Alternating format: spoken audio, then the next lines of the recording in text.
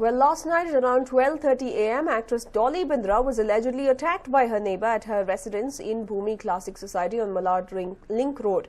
This is the CCTV footage of the alleged attack. Well, in fact, quite graphic scenes that have been witnessed in the CCTV footage where a group of women fighting with each other. This is at Dolly Bindra's Mallard residence. Well, Dolly Bindra has been infamous for her motor mouth capabilities as well as her brash behavior, especially when she was part of the Big Boss.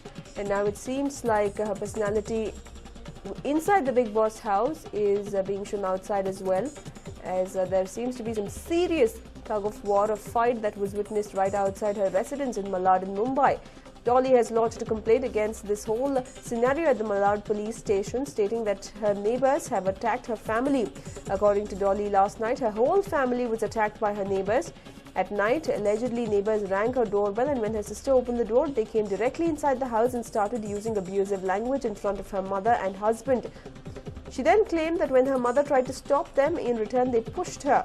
She has filed a complaint against her neighbours. 2 years back, the residents of Bhumi Classic Society had registered a complaint with the Mallard police against Bindra. The complaint was filed after Bindra allegedly disturbed residents of the society and used abusive language on several occasions.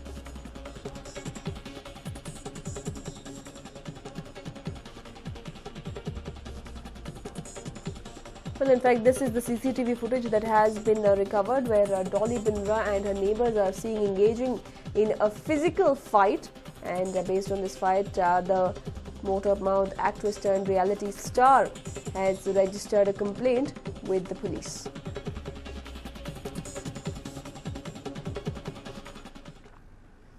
And moving on now, when the Karnataka in charge of the KPCC landed in Bengaluru, he was greeted by protests from a section of the Congress workers in the state, asking for the state Congress President G. Parameshwar to be made the Deputy Chief Minister of Karnataka. The protesters alleged that G. Parameshwar was sidelined and only his presence in the cabinet can in fact help revive the fortunes of the Congress in the state.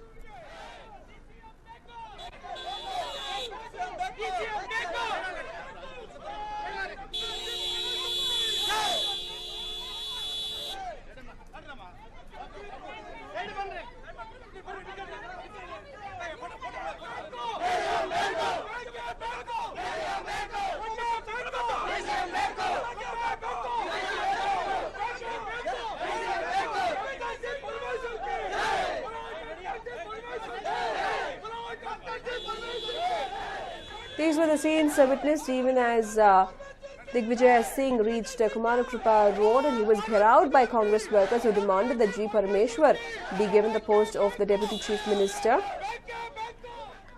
Let's not forget that G. Parameshwar, who was believed to be one of the major contenders even for the Chief Minister's post, humiliatingly lost in the elections, in the assembly elections, after which he was not given a cabinet berth. His supporters have time and again taken to the streets demanding a better portfolio for him apart from just being the KPCC president. But at this point in time, the Congress seems to have not reacted on the matter. But after the severe drubbing that the Congress faced not only in Karnataka but across the country in the Lok Sabha elections, G. Parameshwar's supporters upping the ante.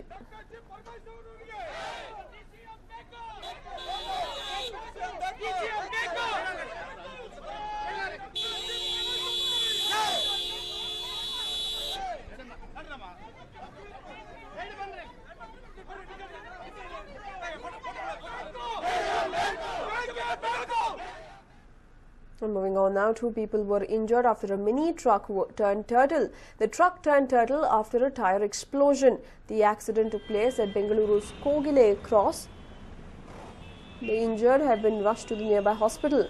Police have registered a complaint. There was a brief traffic jam due to the accident in the area as well, but quite dramatic scenes that are being witnessed at Kogile Cross, where the mangled wreck after the tire explosion blocked a certain portion of the road, but the officials were quick to react and have moved it to the side to enable at least one part of the road for the traffic flow. But 2 persons have been injured in this incident.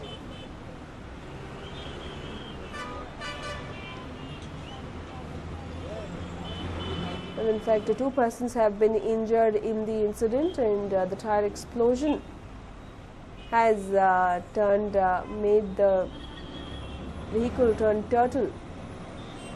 But as we know, the Kovilu Cross is one of the more busy roads in Bengaluru, and it led to a brief traffic jam until the officials sprung into action and have cleared the situation.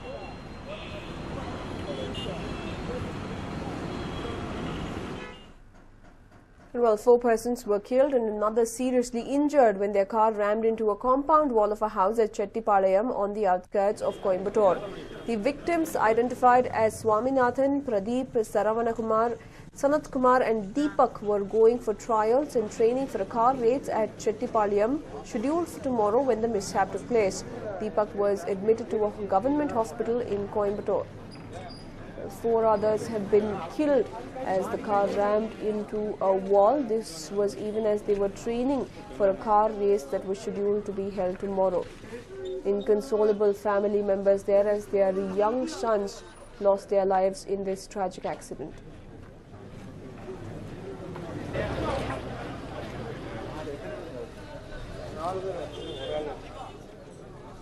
Police officials have reached the spot and are taking stock of the situation, but the mangled remains of the car speaks volumes of the kind of impact the collision had. The entire car seems to have lost shape from every possible direction.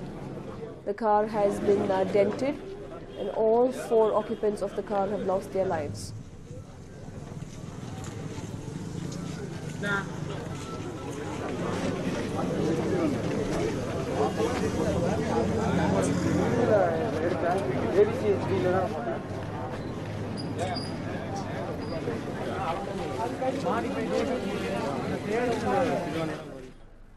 Well, there was festive fervour within the BJP camp as 4 ministers of the Modi Sarkar from Karnataka arrived. Railway Minister D.V. Sadananda Gowda and Chemicals and Fertilizers Minister Anant Kumar were given a hero's welcome when they arrived. It was a sea of saffron to welcome the leaders at the Kempegowda International Airport earlier in the day as well. Well, these are the scenes being witnessed in Palace grounds as the 4 leaders have arrived and are being given a warm welcome by BJP supporters. As we can see, we can barely see the leaders as admirers and supporters are thronging around them. There we see the 2 top leaders, Anant Kumar as well as Sadananda Gowda, the 2 MPs from Bengaluru. While Sadananda Gowda has managed to bag the plum post of Railways Minister, Anant Kumar has been given the Chemicals and Fertilizers Ministry. My colleague Harish caught up with Sadananda Gowda. Let's listen in. We have the new Union Railways Minister with us, Mr. D.V. Sadananda Gowda, who has visited Bangalore after taking oath. Sir, what are your priorities now? See, there are severe expectations from you people. Already I have told, safety, security, service are the 3 factors. Along with that, time-saving mechanism, latest technologies, and speed is also one of the important aspects. But it has to be considered in toto, and we have to take a new idea with regard to that. Also, what can Bangalore expect, sir? Can we expect a suburban rail project to be speed track? I'm going to hold a meeting at Bangalore along with my MPs, MPs of Karnataka, and with the Chief Minister of Karnataka, with other senior ministers. Then I will find out the priority and I will go ahead. Thanks a lot. Congratulations. Well, that was Mr. D.V. Sadananda Gowda saying that first he'll hold a meeting, then decide what to do next. And well, these are the live visuals that you see from Palace grounds, where several BJP leaders who emerged victorious and who have a considerable hand in BJP's brilliant showing in the state and the Lok Sabha elections that went by are being honoured. That includes Sri Ramalu, Shobhakaran Laje, of course the 2 ministers Sadananda Gowda as well as Anant Kumar. There is GM Siddeshwar as well. Many of the leaders are being honoured in this massive congregation in Palace grounds. We see former Minister Murugesh Nirani being part of the event, apart from many other BJP leaders. Well, earlier in the day, a sea of saffron emerged at the Kempegowda International Airport to welcome the victorious BJP leaders who have been camping in Delhi for several days now, many of them lobbying for plum portfolios. But of course, Karnataka managed to get a fair share with 3 ministers, excluding one Venkaiah Naidu, who is a Rajya Sabha MP from Karnataka as well.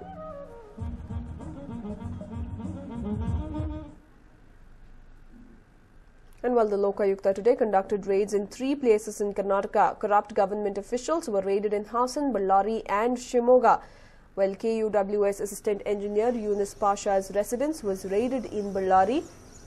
The raid was headed by SP Sridhar in Ballari. Meanwhile, raids were also conducted in 3 places in Shimoga. Apex Bank President Manjunath Gowda's residence was raided. Raids were conducted at the Sharavati Nagar, Tirthahalli and Karakunchi villages in Shimoga, where the raids were headed by SP Nagaraju. Apart from Ballari and Shimoga, in Hassan 2 raids were witnessed as the Deputy Tehsildar Humbe Gowda's residence was raided.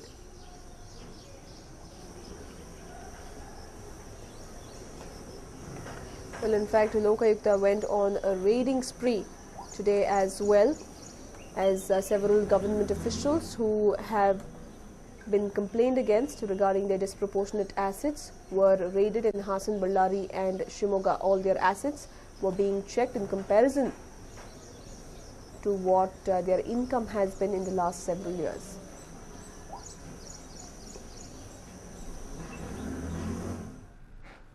And moving on now, Narendra Modi has quashed all stories about including his life story in textbooks from next year. He tweeted, and I quote, "I'm reading in news that some states want to include Narendra Modi's life struggles as a part of their school curriculum. I firmly believe that the life story of living individuals should not be included as a part of the school curriculum. India has a rich history of several stalwarts who made India what it is today. Young minds should read about these greats and emulate them." Well, earlier the Gujarat Education Department had decided to include a chapter on the life of Prime Minister Narendra Modi in the social science textbooks of its primary section, which is classes 5 to 7 from the academic session starting June 2015. There have been talks of adding such a chapter for some time now, not only in Gujarat but also in Madhya Pradesh. The news gained ground after Narendra Modi became the Prime Minister of the country. Considering it to be an encouraging move with a sense of pride for the entire state, the proposal was mooted to the Education Minister, but now Modi seems to have put the matter to rest with a series of tweets. Well, Narendra Modi has come out in the open disagreeing with the suggestion of the Gujarat government Gujarat Education Department to include Narendra Modi, a chapter on Narendra Modi in the primary school textbooks.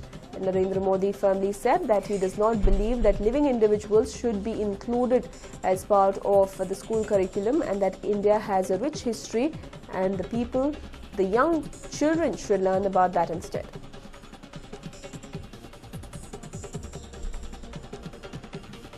Well, this is what Narendra Modi went on to tweet after a series of tweets. Looks like all the ideas have been silenced. The ideas had cropped up in Gujarat as well as Madhya Pradesh, where the state's respective education departments had been mulling over adding a chapter on Narendra Modi in their textbooks.